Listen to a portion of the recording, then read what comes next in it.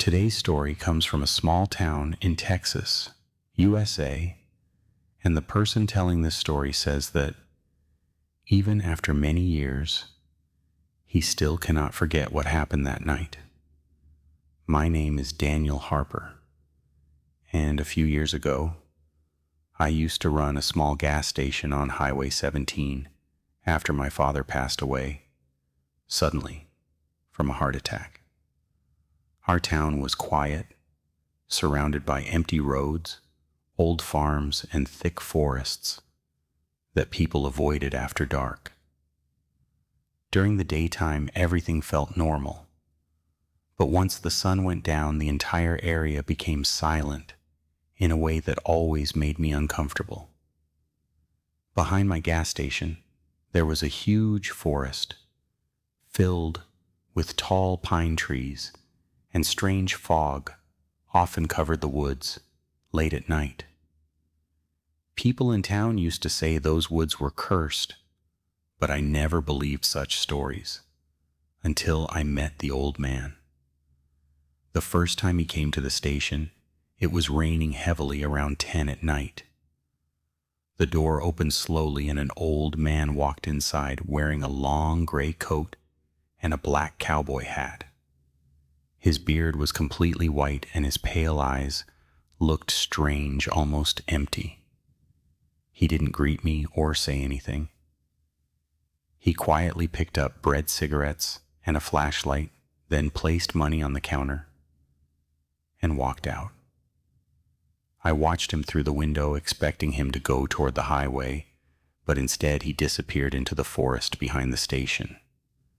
At first I thought maybe he lived nearby, but the truth was nobody lived in those woods. After that night, he kept returning every few days, always at the same time, always silent, and always disappearing into the trees. Something about him felt wrong, and slowly my curiosity started turning into fear. One cold, foggy night close to midnight, he came again, and this time I decided to follow him. As soon as he left the station, I locked the door, grabbed my jacket, and quietly followed him into the woods. The deeper we went, the quieter everything became. There were no insects, no wind, no sounds at all. I could only see the old man's shadow moving ahead of me through the fog. Then I noticed something terrifying. Even though the ground was covered with dry leaves, I could not hear his footsteps. It was like he was floating above the ground. My heart started beating faster, but I kept following him until suddenly I saw a dim light glowing between the trees. Hidden deep inside the forest stood an old wooden church. The moment I saw it, my blood ran cold because everyone in town knew that church had burned down more than 20 years earlier during a terrible fire that killed several people trapped inside. Yet somehow the church was standing there right in front of me, dark, broken, and covered in burn marks. The old man slowly walked up the stairs and entered through the front door. Every part of me wanted to run away, but somehow I followed him inside. The church smelled like smoke, ash, and rotten wood. The walls were blackened, and old benches stood covered in dust. At the far end near the altar, the old man stood silently with his back toward me. Then, without turning around, he spoke in a cold voice that echoed through the church. "You should not have followed me." My throat went dry, and before I could move, the old man slowly turned toward me. The moment I saw his face, I froze in terror because his skin looked burned and cracked like someone who had died in a fire long ago. His pale eyes stared directly into mine, and then suddenly I started hearing whispers all around me. Soft, crying footsteps and strange voices filled the church. I looked toward the benches and nearly screamed because shadowy figures were sitting there in silence. Men, women, and children with burned faces, hollow eyes and blackened skin, all staring directly at me. I could barely breathe.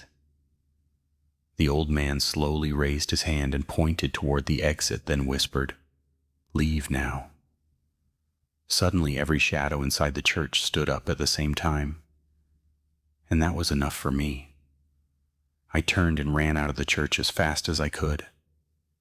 Behind me, I heard screaming and footsteps, chasing me through the forest. Branches scratched my face while I kept running without looking back.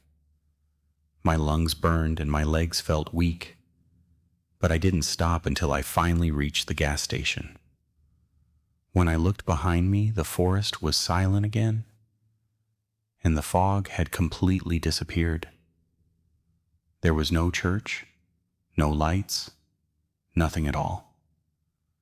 The next morning, I tried convincing myself it had all been a nightmare until I noticed muddy footprints leading from the woods to the back door of the station, and beside the door was the same flashlight the old man had bought, except now it was burned completely black, like it had survived a fire.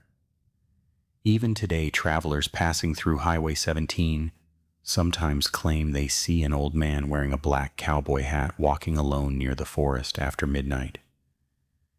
And people in town still avoid those woods because they believe the souls that died in the church fire are still trapped there, waiting for anyone foolish enough to follow them into the darkness.